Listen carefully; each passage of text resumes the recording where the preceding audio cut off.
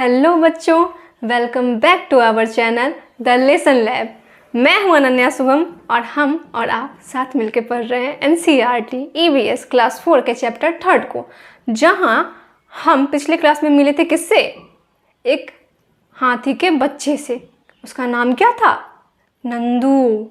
और वो क्या बोल रहा था कि वो ना जब सुबह उठा था, उसकी जब आँख खुली थी तो वो एक ग्रे कलर के जंगल में था।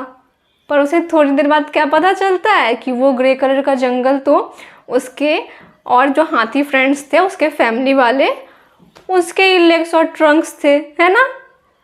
मतलब सोचो उसको कितना बड़ा इल्यूजन हो गया ना कि वो ग्रे कलर के जंगल में, जबकि ऐसा कुछ भी नहीं था। तो अब हम पढ़ने वाले हैं कि आज वो क्या क्या करने वाला है। ओके, इससे पहले उसने क्या किया था? तो वो गया था जंगल में, किसके पीछे पीछे? अपनी नानी के और अपनी मम्मा और उसके जो जितने भी फैमिली मेम्बर्स थे उसके पीछे पीछे गया था, है ना। तो अब हम पढ़ेंगे कि उसके बाद क्या होता है। पिछले वीडियो में हमने देखा था कि वो लोग कहाँ जाते हैं। पहले वो अपने पसंद का खाना खाने के लिए जाते हैं और फिर पानी पीते भी हैं, और उसकी मम्मी और भी जो एल्डर एलिफेंट थे, जो बड़े एलिफेंट थे, वो क्या करते हैं? मड में जाकर आराम करते हैं। और सबसे इम्पोर्टेंट हमने क्या पढ़ा था कि वो कितना खाना खा लेते हैं? 100 kg खाना खा लेते हैं, है ना। तो उसके बाद हम आते हैं कुछ क्वेश्चन पे जो आपके बुक्स में दिए हुए हैं।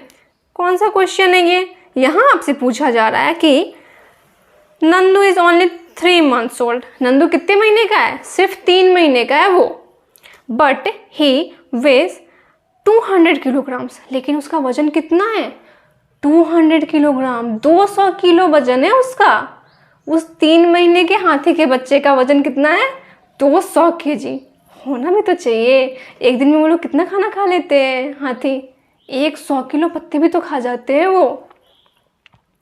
What is your weight? तो तुम्हारा वेट क्या है? आपका वेट क्या है? बताओ। वो तो 3 महीने में इतना मोटा सोटा हो चुका है, 200 किलो का हो चुका है, और आपका वेट कितना है? Can you find out the weight of how many children like you will add up to Nandu's weight? क्या आप सोच सकते हो कि आपका जितना वेट है तो आपके जैसे जैसे कितने और बच्चे होंगे जिनको मिलाकर एक नंदू के वजन के जितना वजन आएगा? ओके, सोचो अगर आपका वेट सिर्फ 20 kg है और नंदू का वेट कितना था? 200 kg था ना। तो आपको कितने बच्चे चाहिए होंगे?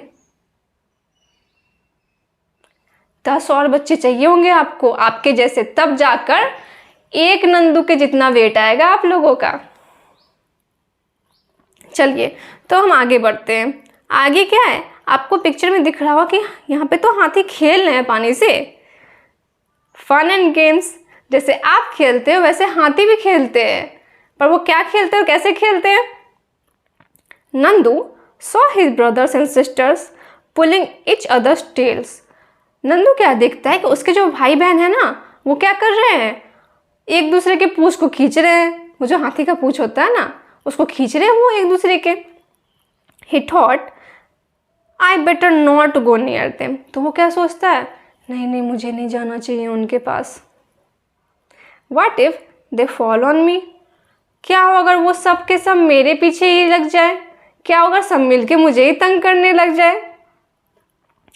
I am still small. मैं अभी भी छोटा हूँ। He quietly went and stood near his mother. तो वो क्या करता है? शांति से जाता और अपनी मम्मा के पास जाके खड़े हो जाता है। मतलब सोचो कि आपके सारे भाई बहन खेल रहे हैं और वो सब मिलके एक दूसरे को तंग कर रहे हो, और आप क्या करते हो कि नहीं, मुझे तो तंग नहीं होना है, मैं तो अपनी मम्मा के पास जाऊँगा। लेकिन मम्मा क्या करती है? Amma gently pushed Nandu towards the water. लेकिन अम्मा क्या चाह रही है?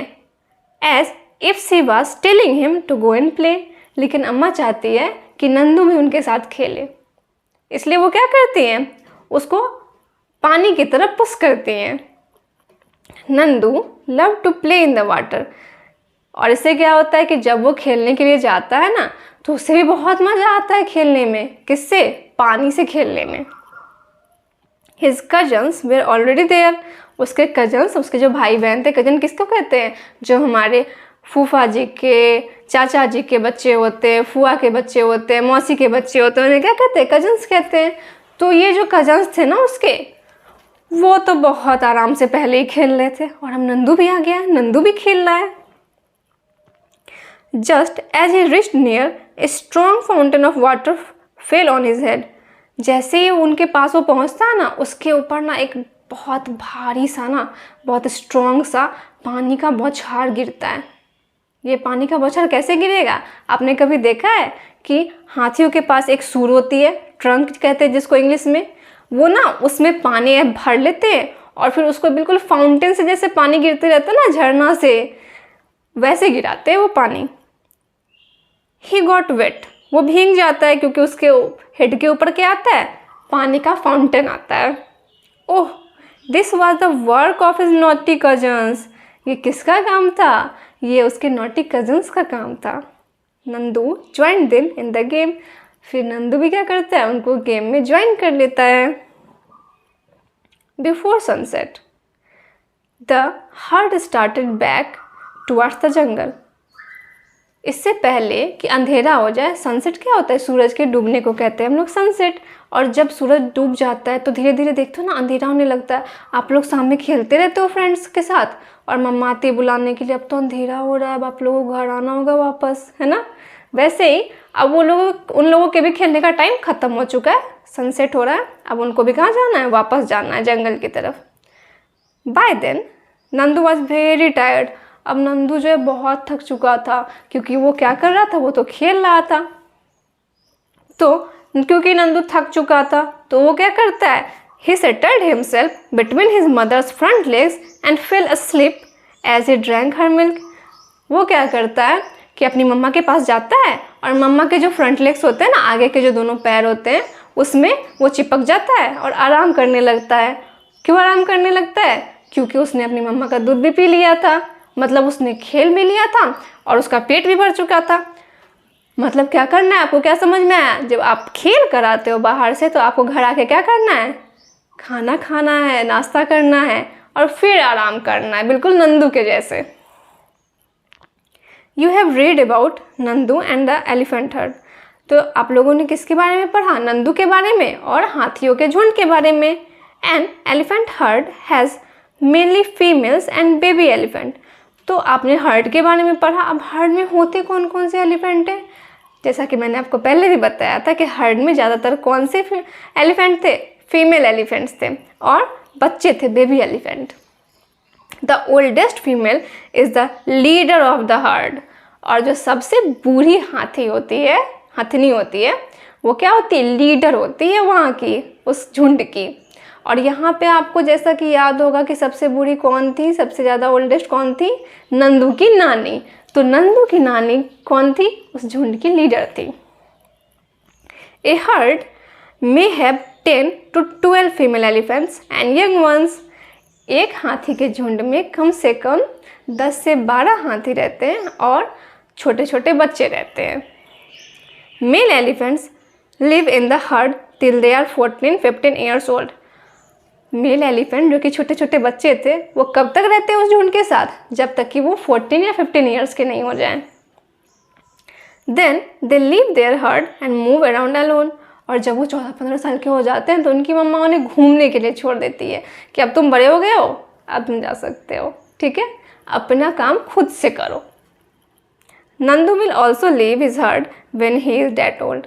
तो अभी तो नंदू सिर्फ 3 मंथ्स का है ना, जब वो भी 14-15 साल का हो जाएगा तो वो भी उस हर्ड को छोड़ देगा। Like elephants, some other animals also live together in groups. These animals groups are called herds. Nandu के एक फैमिली के ग्रुप के जैसा है, और भी बहुत सारे एनिमल हैं जो कि ग्रुप में रहते हैं। और ये जो एनिमल का ग्रुप रहता है जिसमें कि बहुत सारे एनिमल साथ में रहते हैं, जैसे कि अभी आपने पढ़ा ना कि 10 to 12 तो वो यंग वंस के साथ, 10 to 12 तो बड़े बड़े हाथी रहते हैं और उसके साथ यंग वंस भी रहते हैं। तो ये क्या है? बहुत सारे हाथी है ना एक साथ में, तो इसे क्या कहते हैं इंग्लिश में? हर्ड, और हिंदी में झुंड कहते हैं। Animals in hertz usually move around together searching for food. और ये जो झुंड होता है ये अक्सर ही साथ साथ चलता है। किस लिए चलता है? खाने की तलाश में। अब आपको कुछ क्वेश्चन पूछे जा रहे हैं, ठीक है। इफ़ यू वेयर नंदू, अगर आप नंदू होते, याद तो है ना आपको नंदू क्या है, हाथी है प्यारा सा। And you lived in a herd, और आप एक झुंड में रह रहे होते, what kind of things would you do, तो आप कौन कौन सी चीज़ें करते। जैसे वो अपने कजन्स के साथ खेल रहा था, अपनी मम्मा के पैर में सटकर सो रहा था, वैसे ही आपसे पूछा जा रहा है कि अगर आप भी ऐसे ही किसी झुंड में रहते तो आपको क्या क्या करना पसंद रहता। In the elephant heard the oldest female elephant decides everything, elephant के हर्ड में, हाथियों के झुंड में जो सबसे जो बूढ़ी एलिफेंट होती है वो सारा डिसीजन लेती है, okay. Who takes decisions in your family, तो आपके फैमिली में डिसीजन कौन लेता है। जैसे कि वहाँ पे नंदू की नानी ले रही थी ना, तो आपके घर में कौन लेता है, मम्मा पापा दादी दादा, कौन लेते हैं। Make a collage of a herd of elephants in your notebook, अब आपको बोला जा रहा है कुछ क्रिएटिव करने को। आपसे तो इससे पहले ड्राइंग करवा ली गई है, तो उन्होंने सोचा कि इतना सारा तो मेहनत कर लिया है बच्चों ने ड्राइंग करके, है ना। चैप्टर 2 में आपको कितना सारा ड्राइंग करना पड़ा ना, पर अभी आपको ड्राइंग करने को नहीं कहा जा रहा है, आपको कहा जा रहा है कि आपको ना एलिफेंट्स की कोलाज बनानी है। कोलाज क्या होता है, जब आपके फ़ोन में बहुत सारी फ़ोटो और उसमें से हम कुछ फ़ोटोज़ को सेलेक्ट करके एक साथ एक फ्रेम में डाल देते हैं, तो उसको क्या कहते हैं, कोलाज कहते हैं। Make a collage of a herd of elephants in your notebook, for this collect as many pictures of elephants that you can, cut out the elephants and stick them in the notebook। आपको कहा जा रहा है कि आप ना बहुत सारे हाथियों के पिक्चर्स को कट कर लो, उसके बाद उसको नोटबुक में ऐसे चिपकाओ जैसे कि वो लगे कि ये एक हाथियों का झुंड है, okay. Nandu did things that he like to do, Nandu वो हर काम कर रहा था जो उसे पसंद आ रहा था। If you could spend a whole day with your friends, what all would you do, अगर आपको भी नंदू के जैसे फ्रेंड्स के साथ पूरा दिन टाइम स्पेंड करने को मिले तो आप क्या क्या करोगे, वो लिस्ट आपको यहाँ लिखनी है, जिसमें आप लिख सकते हो कि आप कौन कौन सा गेम खेलोगे, कौन कौन सी चीज़ें खाओगे, आइसक्रीम खाओगे या फिर कुरकुरे खाओगे, हाइड एंड सीक खेलोगे या फिर कोई और गेम खेलोगे, ये सभी आपको लिखना है। Find out and right which other animal live in hertz, अब आपको देखना है और पता करना है कि और कौन कौन से एनिमल है जो झुंड में रहते हैं। आपने कभी एंट को देखा है, एंट्स को कभी भी आपने नहीं देखा हो कि वो एक सिंगल चल रही है, आप देखते होगे कि वो ना एक लाइन से इतनी सारी एंट्स चल रही है साथ में, है ना। और सिप को देखा आपने, भेड़ को, वो भी झुंड में रहते हैं। ऐसे ही आपको और भी एनिमल्स के नाम पता करने जो कि झुंड में एक साथ रहते हैं, ग्रुप में रहते हैं। Do you also live in a group, क्या आप भी एक ग्रुप में रहते हो। Do you like to live together like that, क्या आपको इस ग्रुप में रहना पसंद है। Why would you like or not like to live in a group, तो आपको किस लिए इस ग्रुप में रहना पसंद है और किस लिए इस ग्रुप में रहना नहीं पसंद है। तो आपको जैसे याद है कि नंदू का ग्रुप कौन सा था, जिसमें उसके फैमिली मेम्बर्स थे, है ना, उसकी नानी थी, उसकी मम्मा थे और उसके कजन्स थे, ठीक है। तो वैसे ही आपसे पूछा जा रहा है यहाँ पे कि क्या ऐसा ही कोई आपका भी ग्रुप है, और अगर है तो आपको इसमें रहना क्यों पसंद है और क्यों नहीं पसंद है। जैसे वहाँ पर नंदू इसलिए नहीं खेलने जा रहा था क्योंकि सबके सब मिलके उसे तंग करेंगे, लेकिन फिर उसे मज़ा भी आने लगा। तो क्या है, पहले उसे लग रहा था कि नहीं मुझे नहीं जाना है, उसे पसंद नहीं आ रहा था, फिर उसे कुछ ऐसा भी मिल गया जो उसे पसंद आ रहा था। वैसे ही कुछ बातें होंगी आपके साथ भी जो आपको यहाँ पे लिखनी है। How do elephants feel when they kept in chains, discuss and share your feelings. अब आपसे यहाँ पे एक बहुत इंपॉर्टेंट क्वेश्चन पूछा जा रहा है कि क्या आपको पता है कि जब हाथियों को, जो इतने बड़े बड़े होते हैं, उनको चेन से बांधकर एक जगह पे रख दिया जाता है तो उनको कैसा फील होता होगा, और आपको ये डिस्कस करना है ये फीलिंग। अब आप खुद सोच के देखो कि आप इतने सारे फ्रेंड्स हैं आपके, आपको खेलना अच्छा लगता है, आपको यहाँ वहाँ घूमना अच्छा लगता है, लेकिन आपको पनिशमेंट मिलती है कि आपको ना सिर्फ एक ही रूम में बंद रहना है पूरे दिन। और ऐसा एक दिन होता है, फिर दूसरे दिन भी होता है, फिर तीसरे दिन भी होता है। बहुत बोर हो जाओगे ना आप, बिल्कुल भी अच्छा नहीं लगेगा ना वैसे। तो अब आप सोचो कि जब एलिफेंट को ऐसे चेन में बांध के रख दिया जाता है और वो अपनी मर्जी से कहीं भी नहीं जा पाता, अपने फ्रेंड्स से भी नहीं मिल पाता, तो उसे कितना बुरा लगता होगा ना।